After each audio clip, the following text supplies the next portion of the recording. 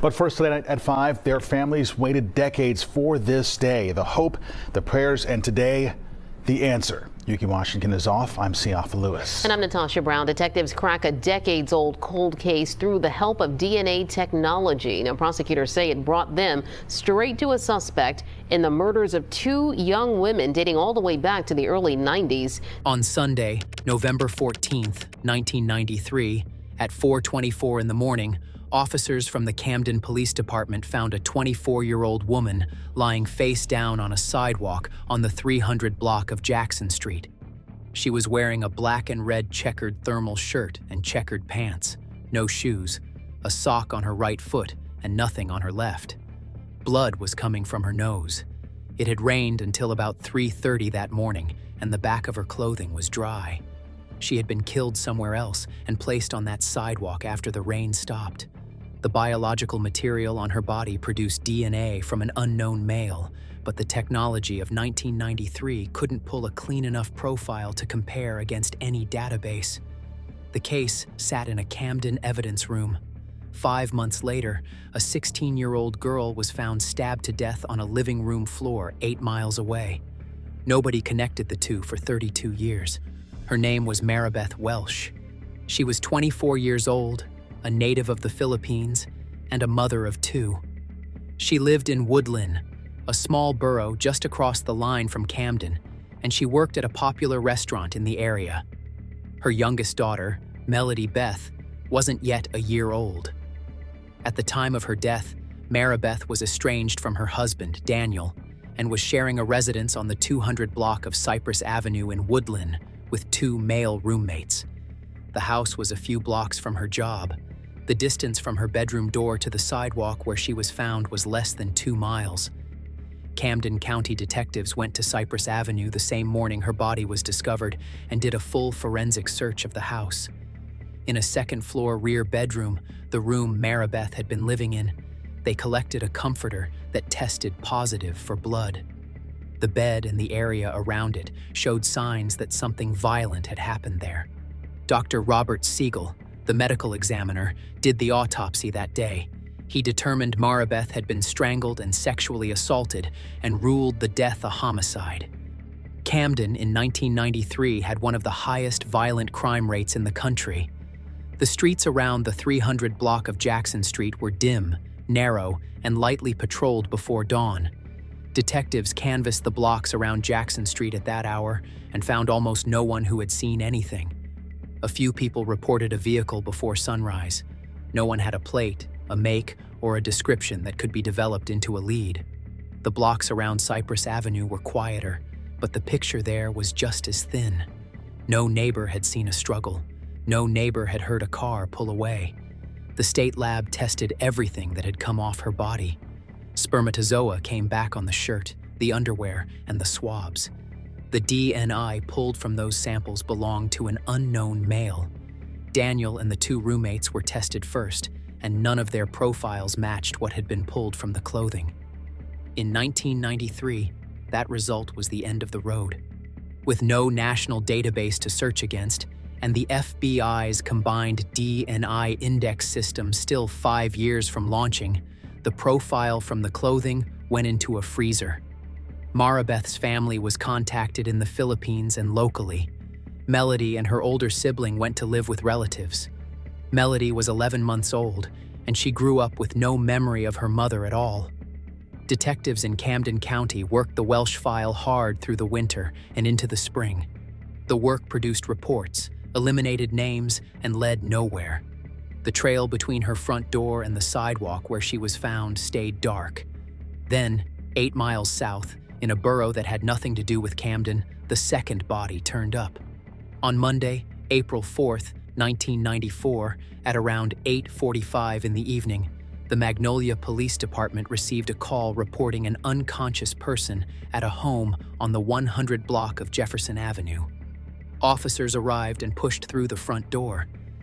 They found 16-year-old Jennifer Persia lying on the living room floor at the foot of the staircase with a cloth ligature around her neck. She had been stabbed more than 20 times. The blood in that house was everywhere, across the living room walls, on the kitchen floor, on the stairs. She had fought in 3 rooms before she went down. The medical examiner found defensive wounds across both of her hands. The day had started normally. The school was closed for spring break, but Jennifer had gone to a 9 a.m. track practice and was home by noon. Her mother, Georgia, called from work at 3 to check in. A girlfriend called at 5:30 to chat. During that phone call, a man came to the front door and knocked. Jennifer told her friend the man had asked for her mother and her stepfather by name. She told him Georgia and Mickey McNear weren't home, and he had left. Later in the same call, she told her friend the same man was walking past the house again. By 8:30 that evening, her parents were home. They found her in the living room. Magnolia was a small borough in the southwestern part of Camden County. Quiet streets, single-family houses set close together, lawns that touched each other. The McNear house was on an out-of-the-way cul-de-sac just off the White Horse Pike, with the nearest neighbor about 25 yards away. The family had moved to New Jersey from Upper Darby, Pennsylvania about 5 years earlier. Georgia worked as a bartender, and Mickey co-owned Sterling Auto Shop. Jennifer was the youngest of their 3 children. A 16-year-old girl stabbed to death in her own living room, in broad daylight on Easter break, in a quiet residential borough, sent the entire community into shock. Jennifer had been a sophomore at Sterling Regional, ran track and field, played saxophone in the concert band, and had brought home a bronze medal in discus at the state championships her freshman year. Parents locked their doors at night. Students at Sterling High School walked home in groups. For weeks, the question on every block was the same: how had the killer gotten inside? There was no sign of forced entry anywhere. Either Jennifer had let her killer in, or the door had been unlocked when he came through it. According to the medical examiner, her cause of death was stab wounds to the neck and chest, ligature strangulation, and sharp and blunt force injuries. The blade was small, possibly a knife or an ice pick. The ligature was an arm cover off a couch in the living room. She had been struck in the head, probably with a heavy glass beer mug that investigators found smashed in the room, the pieces smeared with blood. Some of that blood was hers, some of it was not. She had hit him with that mug before she went down. Camden County Prosecutor Edward F. Borden, Jr. handled the file for the state. From the beginning, investigators believed the killer was someone the family knew, someone familiar enough with the house to come at a time he expected the parents to be out. The crime scene gave investigators a second thing the Welsh file didn't have: blood evidence from someone other than the victim. Drops on the lower-level door near the rear exit, smears on the door to the master bedroom closet, material on Jennifer's own socks. Whoever killed Jennifer had been cut up enough by the fight to leave his own DNA inside the house. The McNears reported that someone had taken containers of coins from a shelf in their first-floor bedroom. Most of the missing coins were Susan B. Anthony silver dollars. A few $5 bills had been taken with them. The total value was small, a few $100s at most. Whatever else had happened in that house, the official motive on paper was robbery. The Welsh and Persia files sat in 2 different parts of the same prosecutor's office. Camden County handled Welsh with state police support. Magnolia was led by local officers working with the same prosecutor. Different detectives, different jurisdictions. In the Persia file, the focus was on people with access to the house.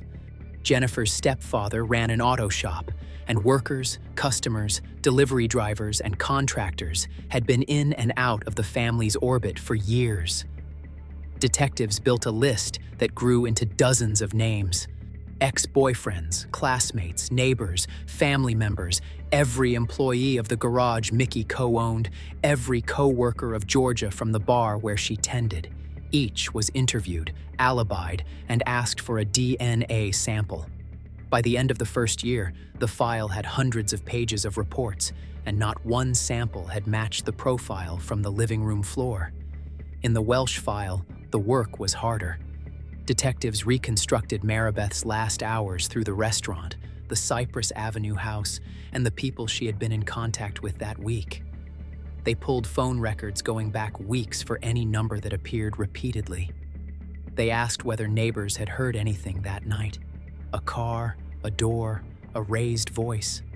The house had people living a few feet from the bedroom wall who heard nothing at all.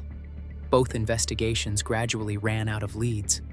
Marbeth's family was small and far away, and the public pressure that sometimes keeps a story in the news didn't build the same way around Welsh. At the Camden County Prosecutor's Office, the Welsh file went into a cabinet drawer.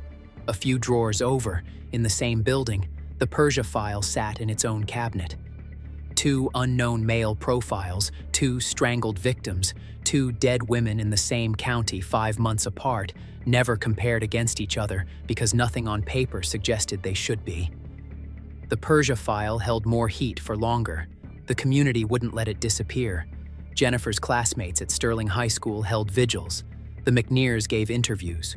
Reward money was raised, and national television covered the killing.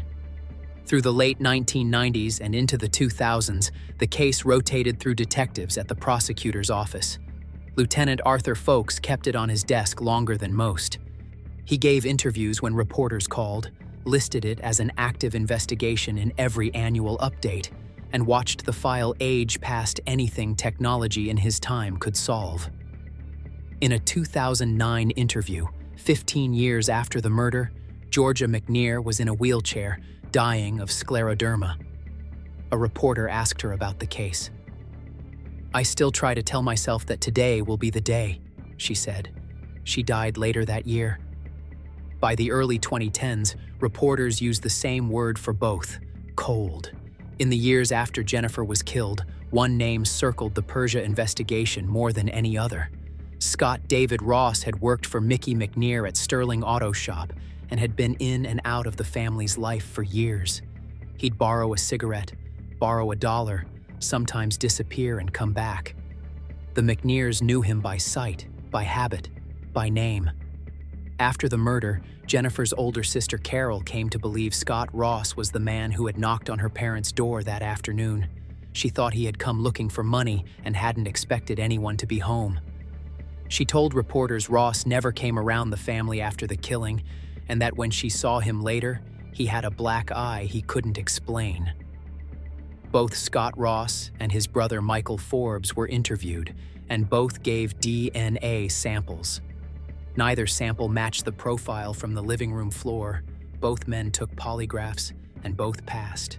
Investigators kept Ross's name in the file anyway. The DNA exclusion meant he hadn't personally left material at the scene, but it didn't rule out that he might have been involved in some other way. By 2013, the office was openly telling reporters they believed more than one person had been involved in Jennifer's murder. For 19 years, Jennifer's father, Mark, told reporters Scott Ross had increasingly become the prime suspect in his mind. He never used the word killer. He told one reporter in 2013, when Ross died, "I didn't dwell on the fact that I'll never know, because over the last 19 years, I've kind of gotten comfortable with the fact that I won't ever know." On April 28, 2013, Scott Ross died of a drug overdose at the age of 46 in his bed in Gloucester County. 12 days later, outside a South Jersey funeral home, a group of people stood silently in the sun. They were wearing purple, Jennifer's favorite color. When mourners arriving for Ross's service looked their way, they turned their backs so that anyone who knew the dead man could read the name printed across their shirts: Jennifer L. Persia. Carol was among them. The Camden County Prosecutor's Office issued an unusual public statement after Ross's death, confirming that he had been a person of interest and saying that his death didn't end the probe. The spokesman for the office added that new information about Ross had come in just days before he died. That information has never been made public. For the family, his death changed nothing and everything. If Ross had been the man who killed Jennifer, there would never be a trial. If he hadn't been, then 20 years of public accusation had been pointed at an innocent man, and the killer was still walking around somewhere, or already in the ground. That question sat unanswered for another 13 years. In January 2024, the Camden County Prosecutor's Office, under Prosecutor Grace McCauley, created a full-time homicide cold case unit. The county had more unsolved murders than the homicide squad could work alongside current ones. The new unit was an acknowledgement that some of those files deserved one more pass with tools that hadn't existed in the 1990s. The cold case detectives, including Sergeant Dennis Convery and Detective Daniel Crawford, pulled the Welsh and Persia files and started from the beginning. They reread every report written by every detective who had touched either case since 1993 and 1994. They went through the physical evidence still in storage and made notes on what had been tested, what had failed, and what had never been tried at all. The question they were asking was simple. The technology had moved. Could it move enough to read what the 1990s couldn't? 3 years earlier, in February of 2021, the prosecutor's office had taken a shot at the Persia file alone. Detectives had sent the blood profile from the living room to Parabon Nanolabs in Virginia for investigative genetic genealogy analysis. Within 2 months, Parabon came back with a name. The closest genetic match the lab had been able to find in the public databases was a second cousin once removed, or a third cousin, of the unknown male. From there, the analysts worked through public records and family trees and developed a possible source. That person, the lab determined, was already deceased. Detectives drove out to interview that man's siblings and one of his children. They explained why they had come and asked for DNA samples for kinship comparison. The family consented, and the samples went to the FBI laboratory for analysis. The FBI's kinship work showed that the man Parabon had named couldn't have contributed to the unknown DNA profile. He was not the source. The genealogy had pointed in his direction and had been wrong. The 2021 effort had cost the prosecutor's office months of work and several family members' time. It ended with the wrong name and nothing else to show for it. In August of 2025, the cold case unit sent Marbeth Welsh's shirt and underwear to the New Jersey State Police Office of Forensic Sciences for new DNA analysis. The clothing had been tested in the early 1990s and at other points since. Those tests had found spermatozoa but hadn't produced a profile clean enough to upload to any database. The 2025 analysis was different. Sperm fraction testing, a technique that separates male contributor material from the rest of the sample, pulled a full unknown male DNA profile off the clothing. The state lab entered that profile into CODIS, the FBI's national database. CODIS automatically compares any new profile against every other crime scene sample in the system. The investigators expected one of 3 results. The new sample would either match a known offender already in CODIS, return a hit on an unknown crime scene profile somewhere else in the country, or come back blank. It didn't come back blank, and it didn't match a known offender. It matched a different unknown crime scene profile already in the system. That profile had been entered years earlier from blood found at the murder of Jennifer Persia in Magnolia, New Jersey, in April of 1994. 2 separate investigations, run for 31 years by different teams in different jurisdictions, were now one. One man had killed both women. The same DNA profile that had been sitting in a Camden evidence box was sitting in a Magnolia evidence box 8 miles away. The unit went back through everyone they had ever looked at, asking a question nobody had been able to ask before. Who connected to one file also connected to the other? One name surfaced from interviews and old reports as a common figure. The name belonged to a dead man. In late 2025 and early January of 2026, the cold case unit ran the male profile through the same investigative genetic genealogy process the prosecutor's office had used in 2021. Analysts compared the profile against public genealogical databases, identified partial matches that suggested distant relatives, and built family trees outward. The trees narrowed to a single family in southern New Jersey, and from that family to a single likely source. On Tuesday, January 27th, 2026, cold case detectives met with one of his parents. They explained the situation, asked for a buccal swab, and were given multiple samples. 3 days later, on Friday, January 30th, they met with one of his siblings and collected swabs there as well. They sent all the samples to 3 separate labs for independent kinship analysis: Parabon Nanolabs in Virginia, the FBI laboratory in Quantico, and the New Jersey State Police Office of Forensic Sciences in Hamilton. The week of March 9, 2026, reports came back from all 3 labs. Parabon determined that the parent shared more than 3,500 centimorgans of autosomal DNA with the unknown profile from the crime scenes.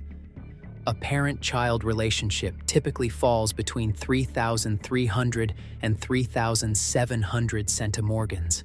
The math fit.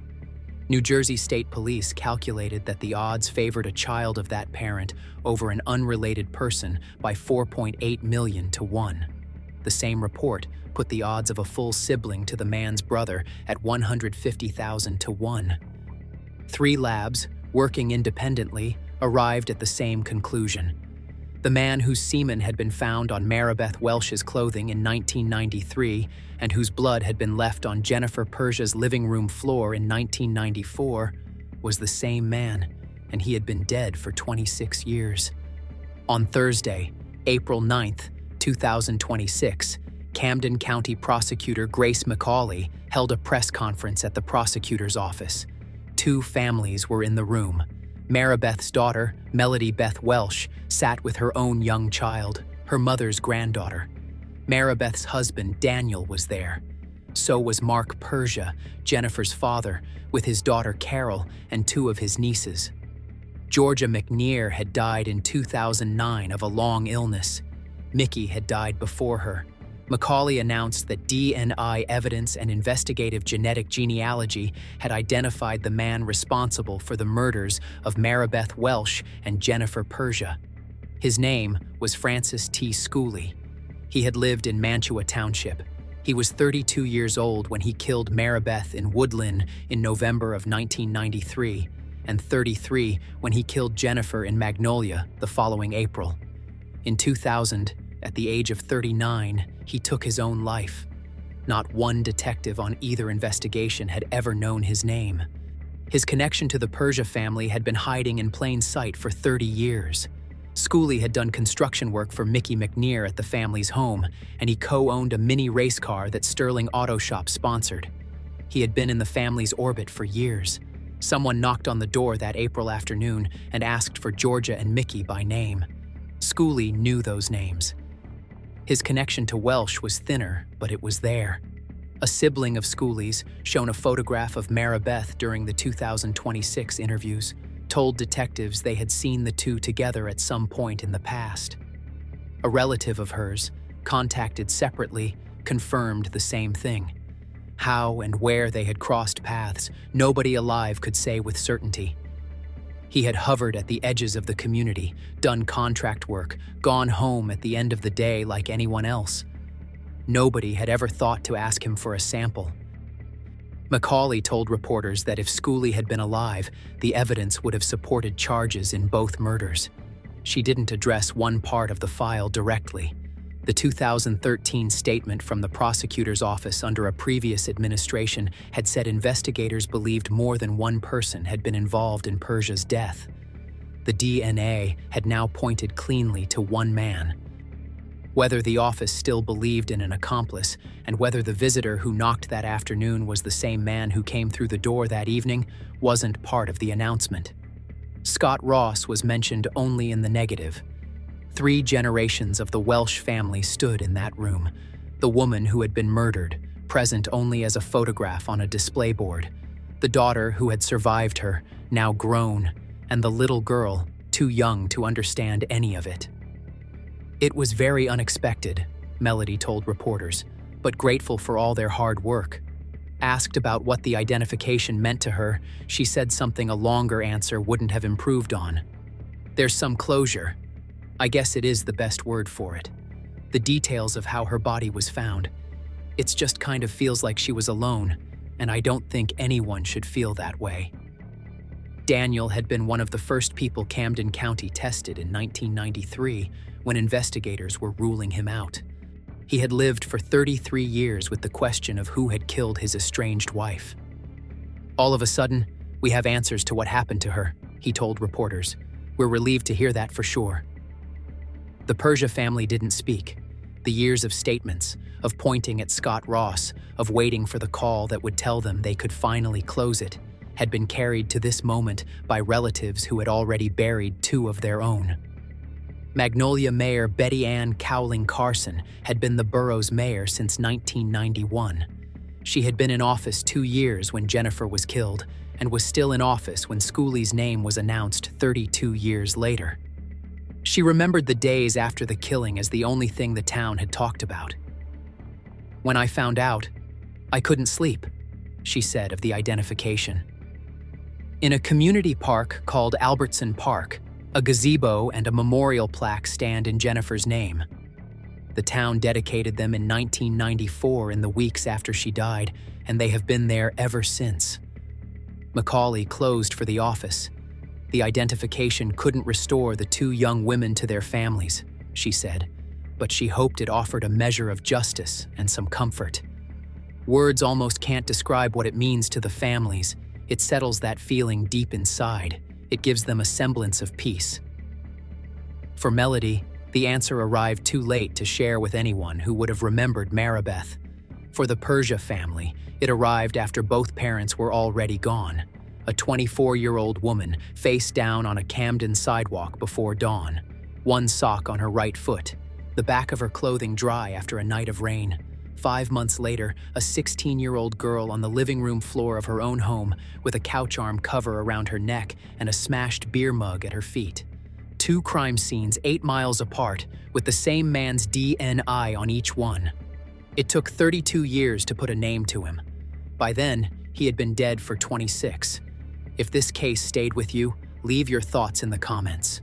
More solved cases in the playlist.